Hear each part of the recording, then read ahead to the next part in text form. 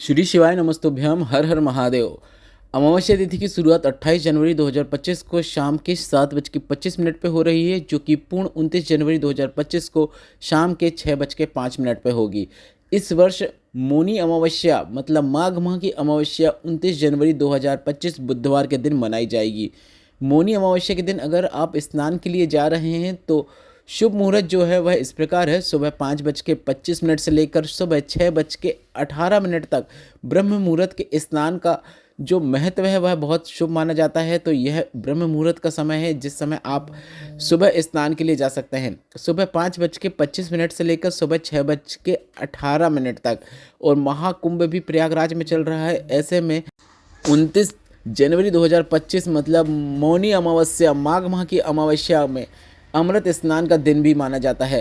तो आप गंगा के जल में अमृत स्नान करके अधिक से अधिक लाभ प्राप्त कर सकते हैं। इस वीडियो में हम आपको गुरुजी पंडित प्रदीप मिश्रा जी के बताए मौनी अमावस्या के दिन किए जाने वाले विशेष उपाय की जानकारी देने वाले हैं। साथ ही साथ अगर आप महाकुंभ में या फिर किसी पवित्र नदी के तट में जाकर स्नान नहीं कर पा रहे हैं तो अपने घर में ही पवित्र नदी के तट में या फिर महाकुंभ में स्नान करने का लाभ आप किस प्रकार से प्राप्त कर सकते हैं उसकी जानकारी भी आपको इसी वीडियो के अंत में मिलने वाली है। इसलिए वीडियो अंत तक देखें ताकि कोई भी जानकारी आपसे न छूटे।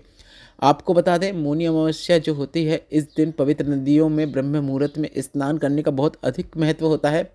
अगर आप स्नान के लिए नहीं जा पा रहे हैं तो आपको गंगा जल से अपने घर पर ही स्नान करना चाहिए। साथ ही साथ स्नान के बाद भगवान विष्णु का ध्यान करना चाहिए, व्रत का संकल्प लेना चाहिए, विष्णु भगवान की आराधना करना चाहिए। साथ ही तुलसी माता से भी आशीर्वाद प्राप्त करना चाहिए। पीपल के पेड़ की विधिवत पूजन अर्चन करना चाहिए। पितरों की कृपा प्राप्त करने के लिए ध्यान रखें कि आपको किसी को दान अवश्य करना होता है। आप अपने सामर्थ्य अनुसार दान जरूर करें। दान करने का बहुत अधिक महत्व माना जाता है। अब अगर आप गुरुजी पंडित प्रदीप मिश्रा जी का बताया मौनी अमावस्या के दिन कोई विशेष उपाय करना चाहते हैं तो एक विशेष उपाय है जिसमें आपको पीला चंदन को लेकर भोलेनाथ के मंदिर में पहुंच जाना है।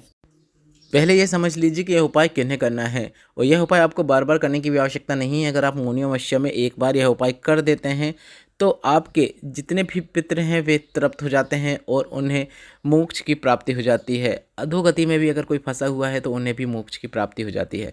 गुरुजी ने कहा है अगर आपके घर में लड़ाई झगड़े होते हैं, परिवार में सुख शांति का अभाव है, क्लेश बार बार होता है, घर में कुछ भी अच्छा नहीं हो रहा है, बार बार बर्तन गिरते हैं, घर में पैसा टिकता नहीं है, घर में पैसा आता नहीं है, पैसा बीमारियों में जा रहा है, एक के बाद एक दूसरा बीमार होता रहता है, तो ऐसा हमारे पितृ तृप्त नहीं है, पितृ हमसे खुश नहीं है, इसलिए ऐसा होता है।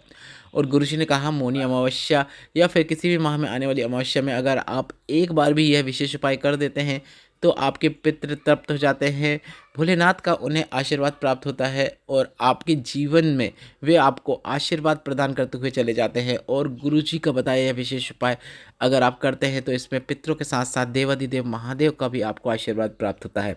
और मौनी अमावस्या जैसे विशेष अवसर पर आप यह उपाय करके अधिक से अधिक लाभ जरूर प्राप्त कीजिएगा।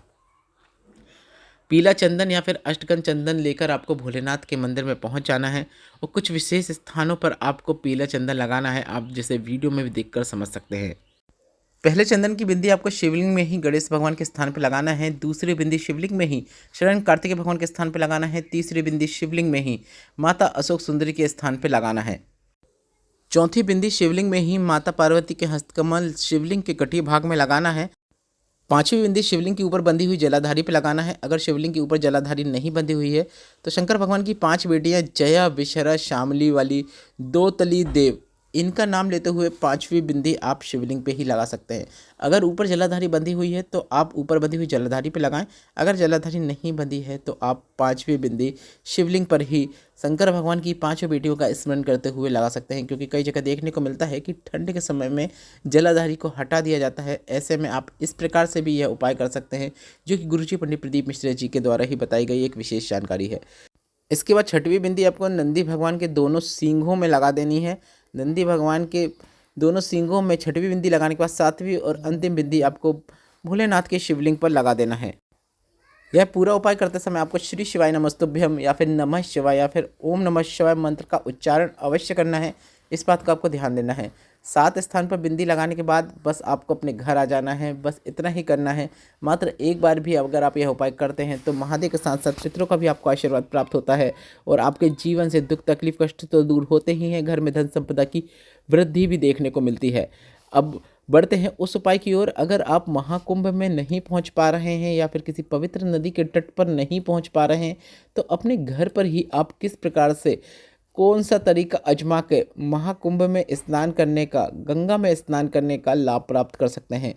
तो हम आपको बता दें, मौनी अमावस्या का दिन बहुत विशेष है। महाकुंभ जो कि 144 वर्षों के बाद लग रहा है, ऐसे में अमृत स्नान का दिन भी जो है वह 29 जनवरी है। और ऐसे में आप जाना तो चाहते हैं पर भीड़ को देखते हुए या फिर किन्हीं कारणों से आप नहीं जा पा रहे हैं, तो आप अपने घर पर ही वहाँ पर स्नान करने का लाभ किस प्रकार प्राप्त कर सकते हैं, तो आप ध्यान से सुनिएगा। शास्त्रों के अनुसार अगर आप किसी पावन नदी के तट पर नहीं पहुंच पा रहे हैं या फिर महाकुंभ में नहीं पहुंच पा रहे हैं तो घर में नहाते समय आपको सबसे पहले तो अपने नहाने के पात्र में गंगा जल मिला लेना है। फिर आपको उस गंगा जल से स्नान करना है। स्नान के समय आपको एक मंत्र पढ़ना है जो कि आपकी स्क्रीन में भी दिखाई दे रहा है। गंगे च यमुने चैव गोदावरी सरस्वती नर्मदे सिंधु कावेरी जले अस्मिन् संधिं कुरु। यह मंत्र का जाप करते हुए आप स्नान कर सकते हैं या फिर स्नान करते समय एक बार भी इस मंत्र का जाप कर लेते हैं तो ऐसा करने से आपको महाकुंभ के अमृत स्नान के बराबर पुण्य प्राप्त हो जाता है। काफ़ी विशेष जानकारी है। आप इस जो मंत्र दिखाए हैं उसका आप स्क्रीनशॉट भी ले सकते हैं या फिर इस वीडियो को डाउनलोड करके अपने पास रख सकते हैं या फिर आप जब भी यह स्नान करने के पहले एक बार यह वीडियो को फिर से देख लीजिएगा ताकि आपसे कोई भी गलती ना हो। अब हम आपको बता दें कि मौनी अमावस्या के दिन आपको क्या क्या करना है, क्या क्या करने से आपको क्या क्या लाभ प्राप्त होते हैं। सरल और आसान उपाय हैं जो कि शास्त्रों के अनुसार हैं, जिसे आपको एक बार अवश्य सुन लेना चाहिए। मौनी अमावस्या के दिन स्नान दान के कार्यों में सूर्य देव की पूजा का बहुत अधिक महत्व माना जाता है। इस दिन पवित्र नदी के स्नान करने के बाद तांबे के लोटे में जल भरकर सूर्य भगवान को अर्घ देना चाहिए। माना था कि ऐसा करने से घर की दरिद्रता दूर होती है, घर में धन संपदा की वृद्धि देखने को मिलती है। मौनी अमावस्या के दिन शाम को तुलसी के पौधे की पूजन अर्चन अवश्य करना चाहिए। इस दिन शाम को तुलसी के पौधे के पास घी का दीपक अवश्य लगाना चाहिए। हो सके तो पौधे की 108 बार परिक्रमा भी करना चाहिए। माना जाता है कि ऐसा करने से सभी प्रकार के दुखों का नाश हो जाता है। मौनी अमावस्या के दिन आप काल सर्प दोष और सर्प दोष से छुटकारा पाने के लिए उपाय कर सकते हैं। चांदी के नाग नागिन की पूजा करें, इसे सफ़ेद फूलों के साथ बहती हुई नदी में प्रवाहित कर दें। मौनी अमावस्या के दिन पशु पक्षियों को भोजन अवश्य खिलाना चाहिए। इस दिन चींटियों को आटे के शक्कर मिलाकर उन्हें अवश्य खिलाएं। मछलियों को आटे की गोलियां खिलाएं। पक्षियों के लिए छत में दाना पानी रख दें। ऐसा करने से घर में सुख समृद्धि देखने को मिलती है। अगर आप मौनी अमावस्या के उपायों का पार्ट 2 देखना चाहते हैं तो कमेंट बॉक्स में पार्ट 2 अभी टाइप कर दीजिए और मेरे द्वारा दी गई जानकारी उपयोगी लगी हो तो वीडियो को लाइक करके कमेंट बॉक्स में श्री शिवाय नमस्तुभ्यम अवश्य टाइप कीजिएगा। उपाय से संबंधित कोई प्रश्न हो तो वे भी आप कमेंट बॉक्स के जरिए पूछ सकते हैं। श्री शिवाय नमस्तुभ्यम। हर हर महादेव।